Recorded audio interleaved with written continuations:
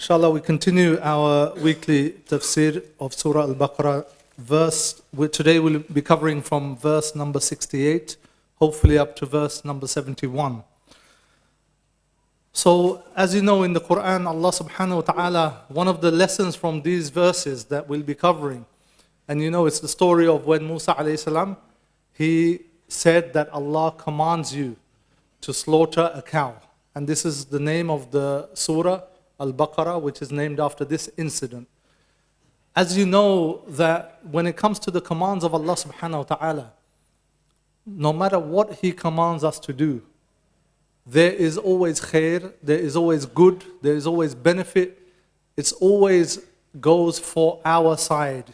The benefit, the advantage is for us. Our well-being in this dunya, in the next life.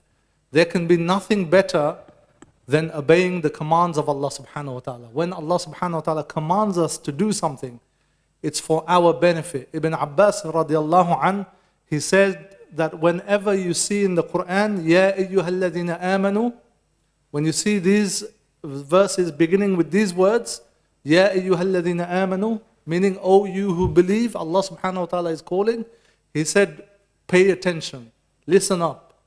There's going to be something of benefit for you. Either Allah subhanahu wa ta'ala will tell you something that will benefit you, it's for your good, it's for your dunya and akhirah, your salvation, or He will tell you of a harm to stay away from that will protect you in this dunya and in the akhirah. So whenever Allah subhanahu wa ta'ala addresses us and commands us to do something, it's an amr, it's an order, it's obligatory for us to do. And I mentioned last week, it's obligatory because these relate to the fundamentals of the deen. Without these things, our deen could not survive in terms of a living reality, in terms of a living practiced religion. Hence Allah subhanahu wa ta'ala makes certain things obligatory so that the deen is established in the hearts of people, in the practice of people, in our families, in our communities. So that's why there's a gradation of what is fard, what is mustahab, if you like, what is obligatory, what is recommended, what is mubah, and so forth. Why? Because some of these things are more essential to the deen, to the welfare of the community, to the welfare of the individuals in this life and the next life. There is a ranking. But whatever that ranking is, when Allah subhanahu wa ta'ala really commands us to do something, it is for our benefit. You know, a mother will never command, or mother will never order her child to do something that is harmful for the child, knowingly. Yes, they may not have the experience, they may not know the outside world, what goes on, they may not know the future, they may not always tell you the best thing to do, but knowingly, a mother will never put her child in harm's way. They will always want the child, the good of the child. Whatever they ask the children to do, it's for their benefit. Allah subhanahu wa ta'ala is more merciful than the mother is to the child. So how can Allah subhanahu wa ta'ala order anything that is harmful for us? Yes, we may find it difficult sometimes to implement. We may find it difficult to follow that command. We may have to fight against our nafs. We may see apparently there is some loss. We may see that me trying to stay in a halal lifestyle within the borders and framework of Islam, within the guidance of the commands of Allah subhanahu wa ta'ala, and within staying away from the prohibitions of Allah subhanahu wa ta'ala, we may see that there is some loss to my earnings, to my enjoyment, to my pleasures, etc., etc. But these are only apparent losses. They're not real losses. Because the Prophet, for example, in charity, when you give in charity, do you see a decrease in wealth? Of course. If you have £100 and you give £50 in charity, you give it away, you're left with 50. There is a physical reduction in the money you have in your hand at that moment. But what did the Prophet ﷺ say? He said that charity does not decrease wealth. He said that. And he's the most truthful of the creation. He said charity does not decrease wealth. The scholar said, how? Either your wealth will be blessed in this dunya, meaning whatever you spend, Allah subhanahu wa ta'ala tomorrow or later, next year, in the future will replace that wealth. Eventually, you will earn, your rizq will be given barakah, will be expanded, and that wealth will be replaced. Or, if not in this dunya, then definitely in the next world, your wealth will be much more than what you spent here. The Prophet ﷺ said, save yourselves from the hellfire even with half a date. And the Prophet ﷺ said that one of you will give in charity some small amounts which you think are insignificant. And then on the Day of Judgment, you will see that Allah subhanahu wa ta'ala has changed your charity and doubled it and multiplied it until one of you sees that a few grains or something small that you gave is now the equivalent of Mount Uhud on the Day of Judgment. So charity never decreases your wealth. So the orders and commands of Allah subhanahu wa ta'ala are always beneficial. Even if we cannot understand the logic, even if we cannot understand the hikmah, the wisdom, even if we cannot explain why. Some people say, why is pork haram? Some people question not question, but they want to find out the wisdom.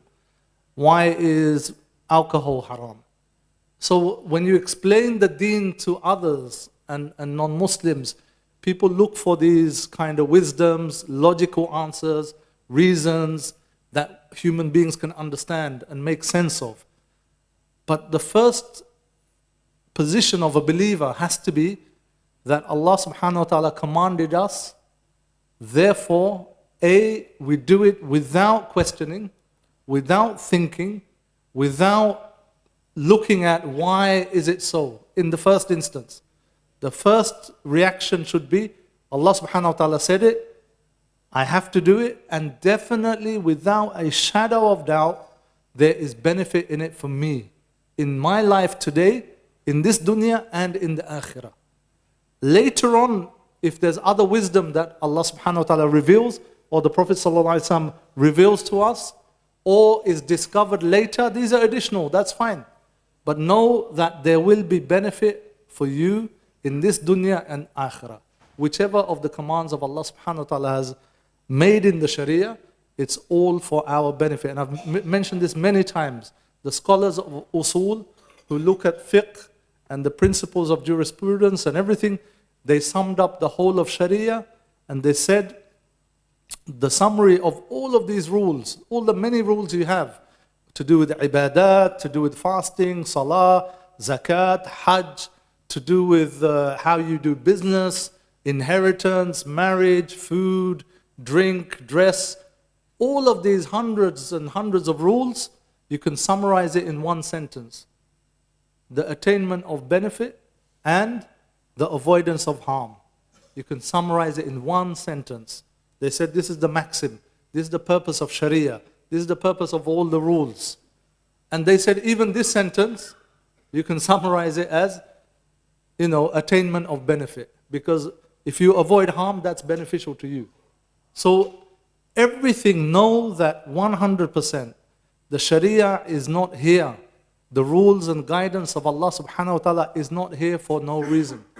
There is a benefit to us, even if we don't know it, even if we don't discover it, even if we can't see it in front of us.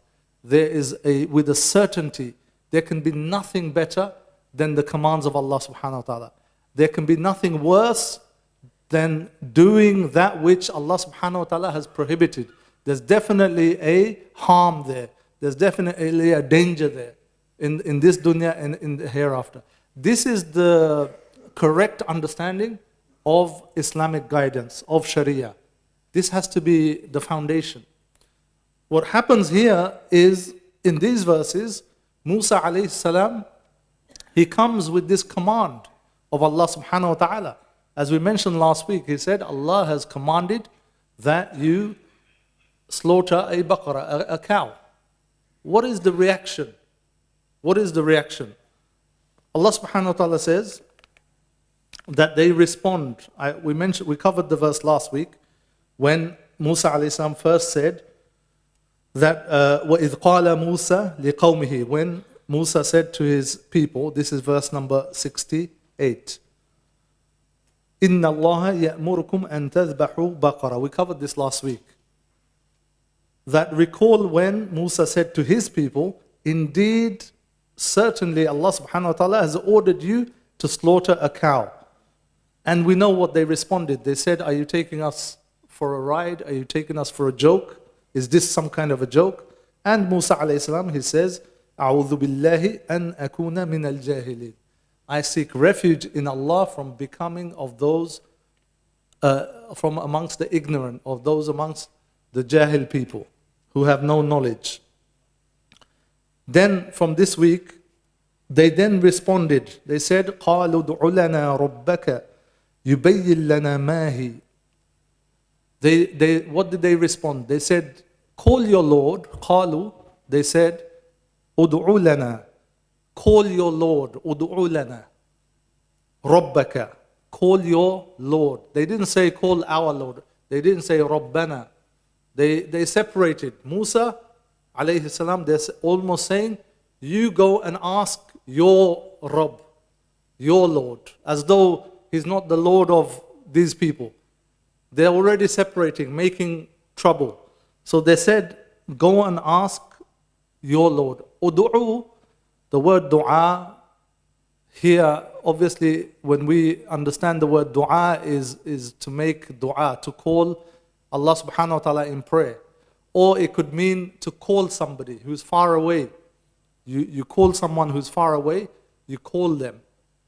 Or it could mean here that sincerely, they're saying, go and ask, we're not clear what this Baqarah is, what this cow is. Go and ask Allah subhanahu wa ta'ala to clarify it for us. Right? But what they're doing is they're separating themselves. They're saying that go on, even though Allah subhanahu wa ta'ala has ordered them very clearly, the first order is very clear. He says, go and sacrifice a cow. It's like any other order. If someone says, what's the punishment of this? And someone said, well, you have to go and feed a slave. It's very clear. You don't have to ask, how much do I have to feed the slave? What kind of slave does it have to be? Or sorry, go and feed a poor person. You don't have to ask, okay, what's the minimum he has to earn for him to be counted as a poor person? How many dishes do I have to provide? If somebody said to you, go and feed a poor person, you simply went and fed that poor person with anything, a meal, a small meal. And you came back and you said, I fed a poor person. The person who instructed you will say, well done. That's all I asked for. Because he didn't give you any details. He didn't give you any restrictions. He didn't say it has to be a male, it has to be a female, it has to be European or black or Chinese. He didn't give you all these details. He simply said, a clear order, go and feed a poor person. Here Allah subhanahu wa ta'ala, in the first verse, He gave a very clear command, a very clear amr. You may think the way they're questioning, maybe the first order wasn't that clear. No, it's very clear. Go and sacrifice a cow. The Mufassirin, they said, if they had gone and sacrificed any cow, it would have sufficed. It would have been enough for them. But they didn't. How did they respond? They said, go and ask your Lord to clarify it for us. Yubayyin lana. To make it clear, as though the first command wasn't clear enough for them. Make it clear for us, what is it? Meaning, they know what a cow is. They're not asking what is a cow. They're asking what type of cow. What are the characteristics of this cow? We need to know that. Then Musa alayhi salam, he says, قال إنه يقول إنها بقرة لا فارض ولا بكر عوان بين ذلك فافعلوا ما تؤمرون. Then Musa alayhi salam, he says that indeed, again, every time Musa alayhi salam makes it very clear that this is not from me. You're asking me, go and ask my Lord. The answer is coming from my Lord. It's not from me. So that's why he says that قال إنه يقول, meaning Musa alayhi salam said that innahu, meaning Allah subhanahu wa ta'ala indeed says it is a cow that is neither farid or bikr. It is neither too old and it is neither too young. Farid is an older cow, older animal, and bikr is a younger one. So he said, your Lord tells you that it's neither too old, and it's neither too young. عوان بين ذلك. It's in between. It's in the middle, somewhere in between. Awanum means in between, but it's also an animal that's at its prime. It's neither old or too young. It's at its prime strength. Awanun is something that's at its prime strength. فَافْعَلُوا مَا تُؤْمَرُونَ. So Musa alayhi salam then says, do what you have been commanded to do. فَافْعَلُوا مَا تُؤْمَرُونَ. If'al or fa'al here is an action, to do an action without thinking. That's what it originally means. Just action on its own. You know, here Musa alayhi salam is almost telling them, just go and do the action, the command, implement it. Don't think anymore, don't question, don't ask any more questions. He's simply saying, فَافْعَلُوا مَا تُؤْمَرُونَ. Do that which you have been commanded to do. تُؤْمَرُونَ. You've been commanded. Because Allah subhanahu wa ta'ala's orders are a command, and it means it's obligatory, it becomes obligatory. So he's very clearly telling them that just implement what you have been commanded. Why? Because he knows they're probably going to ask more questions. He knows they're probably going to ask more questions. And they do. They say, قَالُوا دُعُ لَنَا رَبَّكَ يُبَيِّن لَنَا مَا لَوْنُهَا. So then they say, they say same thing. They said, call upon your Lord, ask your Lord to clarify for us what color it is. So now they've been told what age the cow is that they have to slaughter. They've been told that, what age the cow is that they have to slaughter. Now they come back and say, well, as though to say, still not clear to us. Forget the age now, what color should it be? So then Musa alayhi salam, he responds, قَالَ إِنَّهُ يَقُولُ. Again, he responds with the same thing every time. He says that, إِنَّهُ, meaning indeed, he, referring to Allah subhanahu wa ta'ala, he says, إِنَّهَا بَقَرَةٌ صَفْرَاءُ فَاقِعُ لَوْنُهَا تَسُرُّ النَّاظِرِينَ. That he says that indeed it is safra, is a yellow type of color.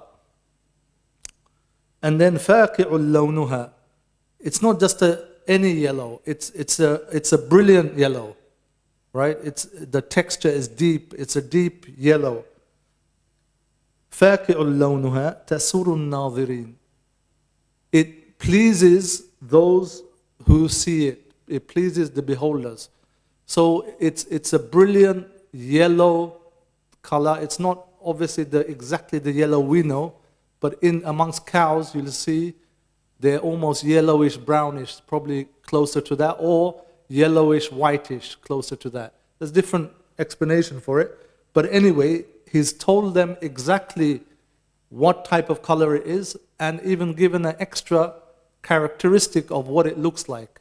And the fact that it pleases the ones who see it. It's pleasing to the beholder. When they see it, it's very pleasing. It's satisfying. People are attracted to this kind of cow. That is a healthy cow. It's desirable to buy and slaughter or whatever, or own. Does that help them? Do they say, okay, that's it, we've got it now?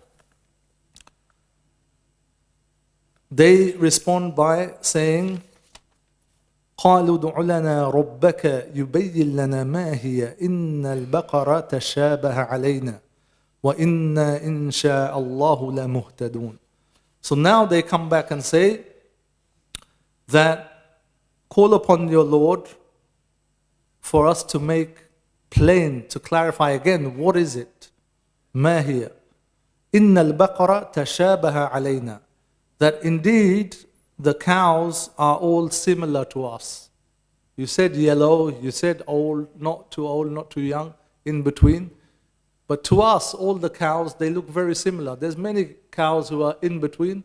There's many cows that are of this color. وَإِنَّا إِنْ شَاءَ اللَّهُ لَمُهْتَدُونَ. Some say, and then they carry on and they say, that if Allah wills, indeed, if Allah wills, we shall be guided. Meaning we shall be guided to find the exact cow that Allah subhanahu wa ta'ala is describing. Some of the mufassirin, they said that by now, some of the followers, they're getting scared. Because yes, in the beginning, they start ridiculing and mocking Musa alayhi salam. Because they're playing with him. They're saying, we don't know what color, what type, we're not sure, are you joking with us? But then they realize from past experience, if they keep on rejecting the command of Allah subhanahu wa ta'ala, if they mock Musa alayhi salam too much, what will happen? They will be punished.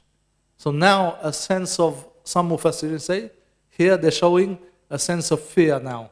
They're genuinely saying this. They're saying they're worried that if they don't find the cow, the one that Allah wants, then we're going to be punished. So that's why they say that explain for us, because we're really like all the cows, even with these 2, 3 clear description, they're still very similar. There's many cows like that. Which one precisely should it be? And if you tell us, then we'll, inshallah, by God's will, we'll be guided to the correct cow so that we can slaughter it. Then Musa alayhi salam responds and he says, قال إنه يقول إنها بقرة لا ذلول تثير الأرض ولا تسقي الحرث مسلمة لا شية فيها. Now more descriptions come. The more they ask, the more descriptions come. And this is one of the lessons. 2 things here. One is in the narration, the way it's narrated, it's like they're asking, Musa alayhi salam making dua, straight away Allah is responding. Some of the mufassirin said that no, it wasn't like that. Every time they asked Musa alayhi salam, Udu'u lana rabbaka, he has to go on top of, he has to go and climb the mount. He has to go to Mount Tur and go and make dua there, make that journey there, and then come down and then inform them. So not only are they ridiculing him, not only are they mocking him, not only are they making light of the commands of Allah subhanahu wa ta'ala, they're also putting him in hardship. Every question they're asking, he has to go up, make the dua, wait for the response, then come down and inform them. So they're making him suffer, they're making him work for it, they're making him, face difficulties just because of their questioning. So he says, it is a cow, indeed Allah subhanahu wa ta'ala says, it is a cow neither trained to till the soil nor water the fields.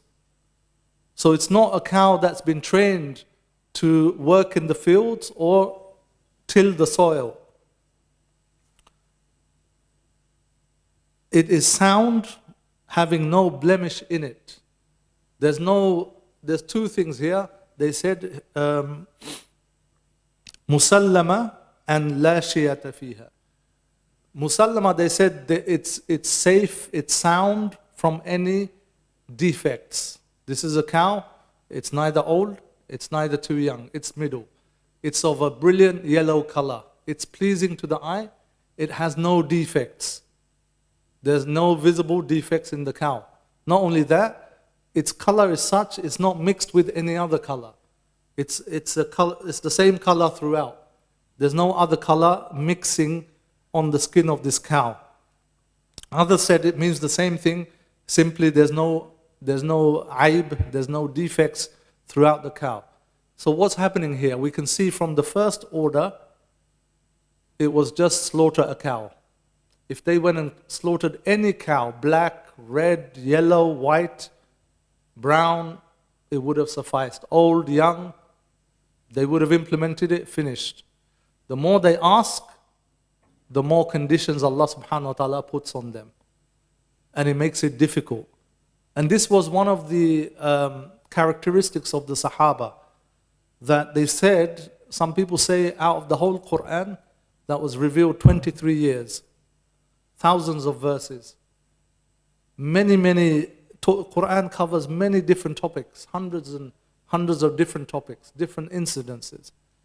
They said they could only find about between 13 or something, less than 20, around 13 or 15 or 17, something like that, questions that the Sahaba asked the Prophet ﷺ about a certain verse as it was being revealed or after it was revealed, to delve further into a verse or question what is the meaning of this, or what does it mean here, what does Allah mean there.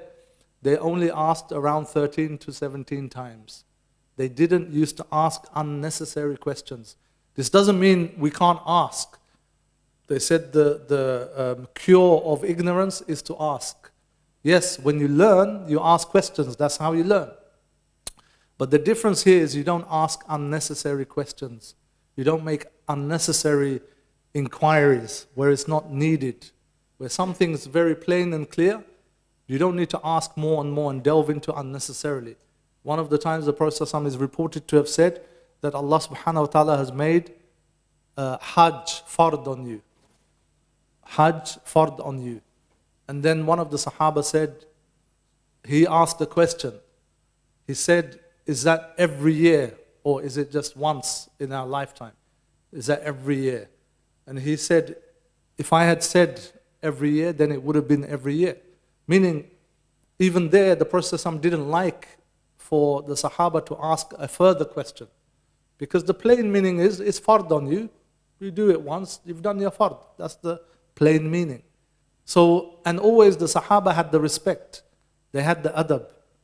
Whenever the Prophet ﷺ asked a question, the first response mainly, most time would be, Allah and His Messenger, sallallahu alaihi wasallam, know best. They know best. They wouldn't raise a head to try and answer a question.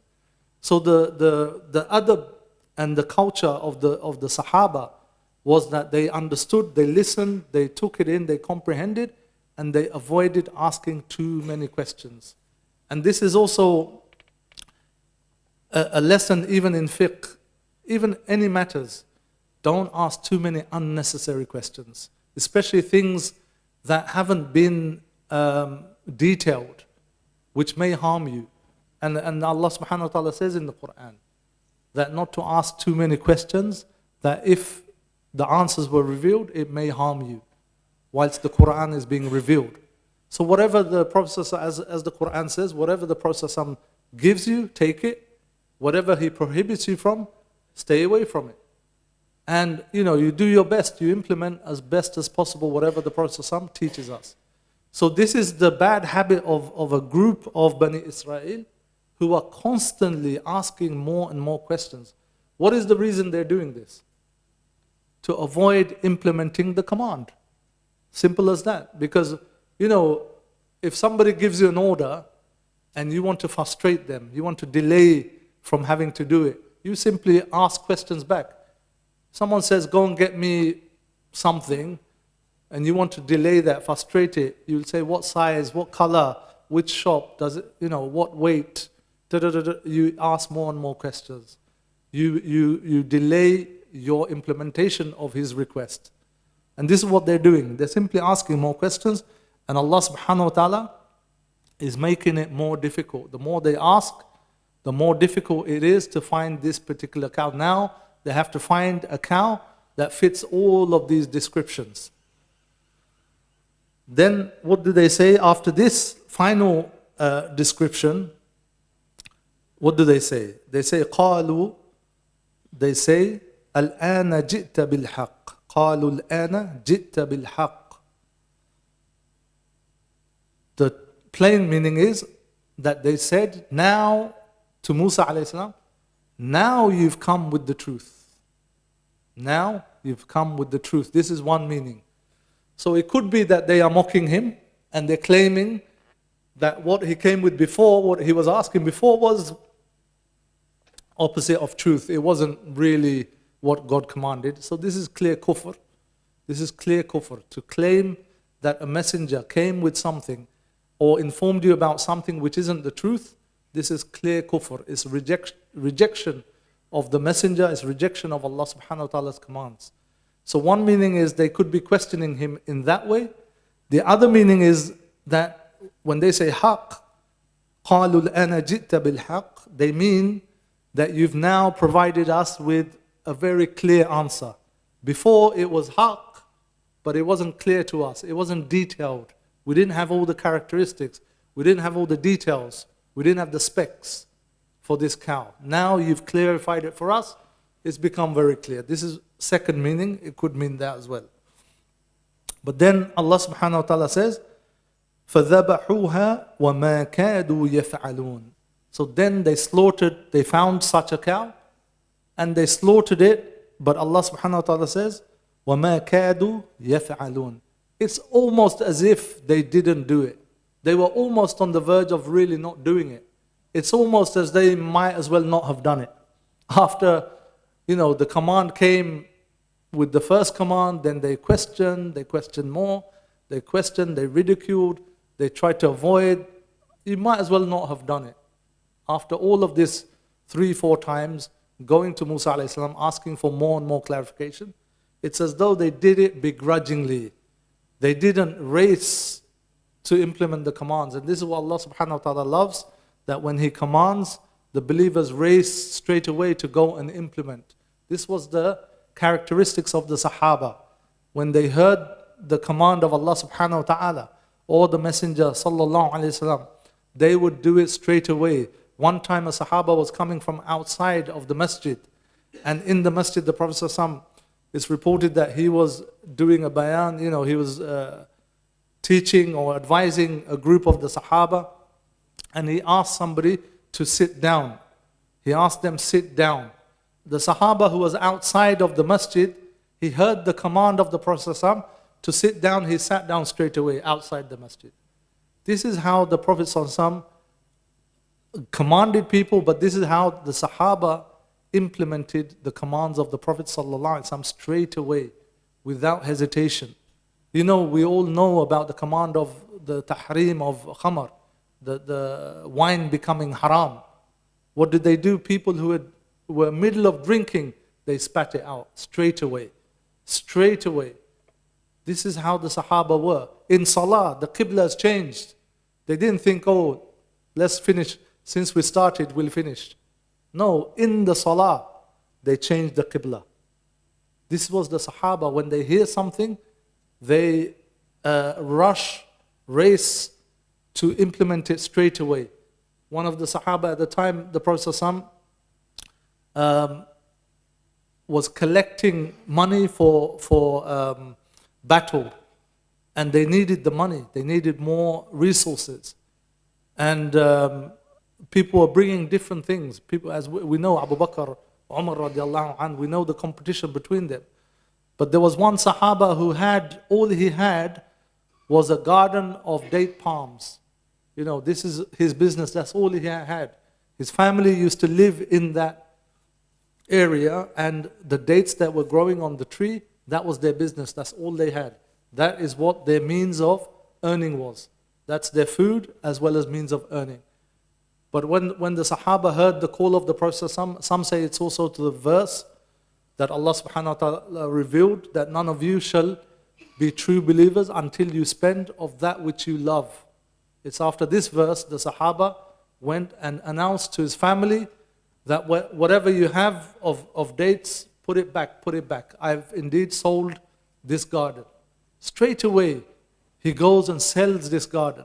And the Prophet ﷺ gives him glad tidings that, you will have date palms in Jannah. You will have your reward in Jannah. So the Sahaba were straight away implementing whatever they could according to their abilities, straight away racing to implement the commands of Allah subhanahu wa ta'ala. Here we see the opposite. Here we see they are delaying, they're making excuses, they're making obstacles, they're giving hardship. They're putting the messenger, the Musa alayhi salam, through hardship. So they said, so Allah subhanahu wa ta'ala describes it, so they slaughtered it as though they were nearly not going to do it. Then what is the whole story of this slaughtering of the cow? Allah subhanahu wa ta'ala now brings in what is it related to. Allah subhanahu wa ta'ala says, وَإِذْ قَتَلْتُمْ نَفْسًا فَادَّارَأْتُمْ فِيهَا وَاللَّهُ مُخْرِجٌ مَا كُنْتُمْ تَكْتُمُونَ فَقُلْنَا ضُرِبُوهُ بِبَعْضِهَا كَذَلِكَ يُحْيِي اللَّهُ الْمَوْتَى وَيُرِيكُمْ آيَاتِهِ لَعَلَّكُمْ تَعْقِلُونَ. Allah subhanahu wa ta'ala says, and remember when you killed a man and disagreed amongst yourself as to the crime, meaning you disagreed who killed the man. But Allah subhanahu wa ta'ala brought forth that which you were hiding. So we said, strike him, meaning the dead man, with a piece of it, of the cow. Thus Allah brings the dead to life and show you His ayah, His proofs. So this is the story of why Allah subhanahu wa ta'ala commanded them to slaughter a cow. Because amongst them, I mentioned previous week, amongst them there was a man who was killed by his nephew for inheritance. But the nephew killed his uncle and left him at the doorstep of somebody else's house, so as to point the blame or transfer the blame to somebody else. So no one knew who had killed this man amongst this community. So there were almost arguments, fighting almost broke out as to who killed this man. Some people claimed it's this person, some people claimed somebody else. And even the nephew is saying, I want revenge, I want revenge. So they all go to Musa alayhi salam because somebody said, whilst the messenger is amongst us, why are we fighting? Let's go and ask Musa alayhi salam. Musa alayhi salam, this is what he comes back with. He says, Allah has commanded you to slaughter a cow. They cannot see the relation between slaughtering a cow and finding the killer of this dead man. They can't fathom it. They can't see the link. There's no logical link. That's why they start saying, are you joking? Is this a joke? Are you mocking us? Etc., etc. So even up to all this, they can't see the link. But look at Allah's wisdom. He says, this is why He's, according to many mufassirin, this is the reason why He commanded you to slaughter the cow. It's for your benefit. It's for your benefit. It's not Musa alayhi salam's benefit. It's not Allah subhanahu wa ta'ala's benefit. You're in problem. You're in trouble. You wanted to know who the killer of this person is. So Allah subhanahu wa ta'ala says that when you killed a man and disagreed amongst yourself as to the crime, you were accusing each other. Then Allah subhanahu wa ta'ala, Wallahu mukhrijum ma kuntum taktumun. Allah subhanahu wa ta'ala will always bring out, He will always make clear, He will always expose anything that you hide. These people, who was hiding it? The nephew was hiding it. The nephew was hiding, the killer was hiding the fact that he had killed his uncle. He was hiding this. So no one knew. But Allah says He brings out that which you hide. That which you hide. And here, you have to remember, this is in Medina. Where is it being revealed? In Medina. At the time of the Prophet ﷺ. Who has he got around him? He's got people who are very anti-Muslim. People who want to see Medina destroyed, invaded. And they want to kill the Muslims. They want to destroy this new faith. You've got another group of people amongst the Muslims. Amongst them are hypocrites, munafiqun, who are hiding their hatred for the deen, who are hiding their kufr. But externally they're showing that they're Muslims. You have Ahlul Kitab amongst Bani Israel and the Christians who are there, some of whom want to listen and find out, but others who want to cause harm. So here it's a warning for them as well, that Wallahu mukhrijum ma kuntum taktumun, as well as telling them that look, He revealed the secret of this person. He can expose the things you're hiding, so be warned.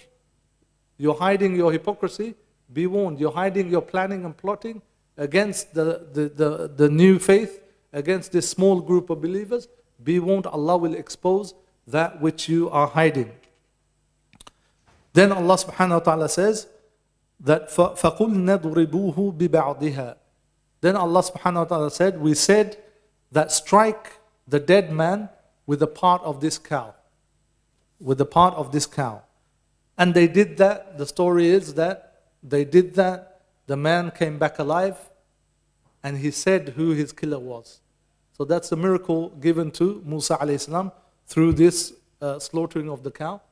And they struck the man with a part of the cow, and the man came alive. He said who the killer was, and then he died. So this is how Allah subhanahu wa ta'ala helped them. He solved a problem amongst the community, but the followers did not have the patience to see what was the hikmah of slaughtering this cow. Allah subhanahu wa ta'ala then says, كَذَلِكَ يُحْيِي اللَّهُ الْمَوْتَ وَيُرِيكُمْ آيَاتِهِ لَعَلَّكُمْ تَعْقِلُونَ. This is how Allah subhanahu wa ta'ala, just like that, He brings life to the dead. He's shown you one way by striking the dead man with the cow. It's like this, he brings life, but he brings life to the dead in many other ways. He also says in the Quran, just as he brings the rain, the clouds, and it rains and brings life to the dead earth, it's the same way he will bring life to the dead on the day of judgment. When people die, they're in their graves, they're mixed with the soil, but from that very soil, he will bring them to life. So this is the power of Allah subhanahu wa ta'ala. He's reminding them that this is His power. No one will stay dead. No one will stay buried in the ground. You cannot escape the day of judgment. This is entirely in the very near possibility of Allah subhanahu wa ta'ala, immediate possibility of Allah subhanahu wa ta'ala within His power to bring back all of you from the dead and raise you alive. So therefore, believe in this messenger, believe in this Quran, act and prepare for that day when you will be brought back alive. Prepare for that day, because some of them used to say, we're not going to be brought alive. How can we be brought back alive? Once you're dead and your bones are mixed in with the earth, how can these bones be brought back to life? Allah subhanahu wa ta'ala is saying very clearly, this is how He brings the dead back to life. And He's mentioned in other parts of the Quran how He does that. And He shows you, وَيُرِيكُمْ آيَاتِهِ. Here He's showing you clearly His signs. He's showing you His sign of bringing the life to the dead. And with what? He can do it in many ways. He can do it. He didn't have to ask them to slaughter a cow. He could have simply commanded the dead man and he would have risen. Or he could have said to Musa alayhi salam, touch him with your staff and he'll come alive. He could have done it in many ways.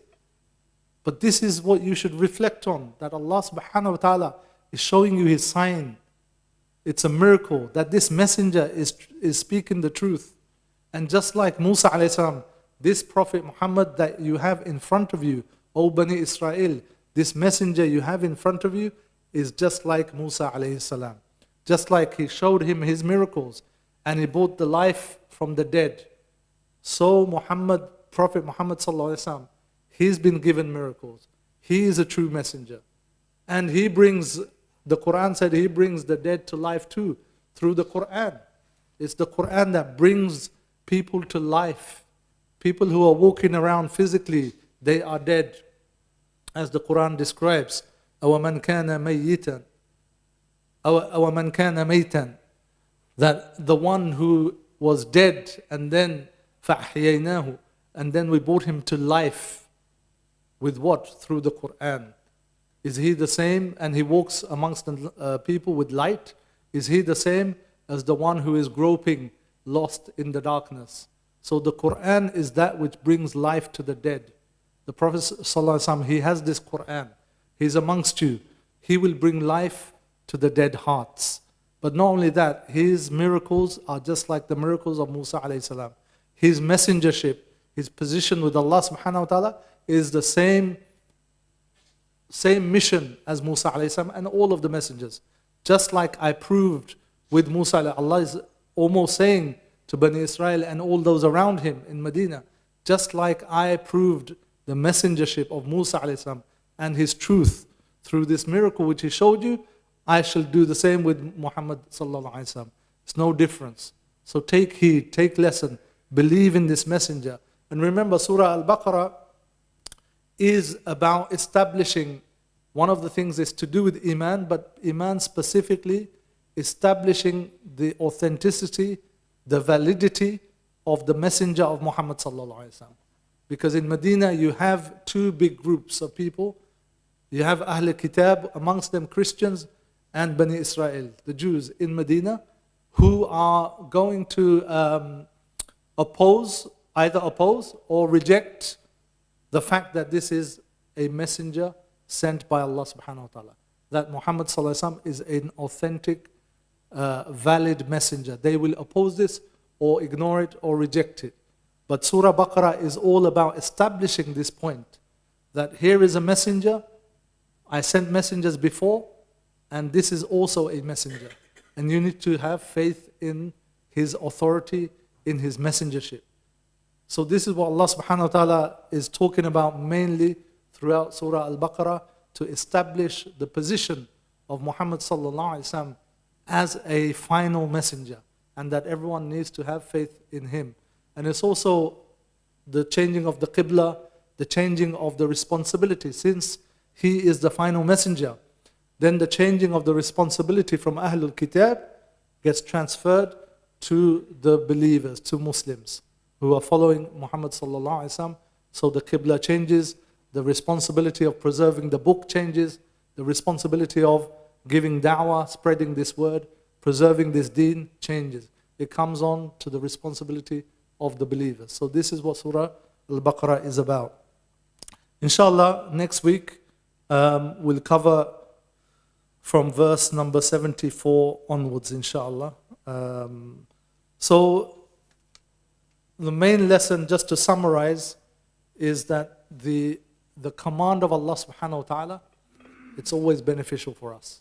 Whatever Allah subhanahu wa ta'ala commands us to do, we should do it without hesitation, without thinking, to the best of our ability.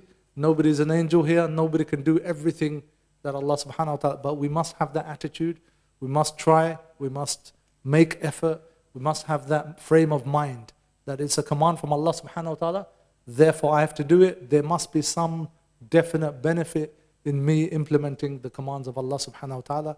And even if I can't see the hikmah, even if I can't see the wisdom, I can't see the logic, or I feel there's a loss to my material possessions, or loss to my pleasure, or loss to whatever, I still do it because I know, number one, it's coming from Allah subhanahu wa ta'ala, number two, is for my benefit in the dunya and the akhirah. May Allah subhanahu wa ta'ala give us tawfiq, inshallah.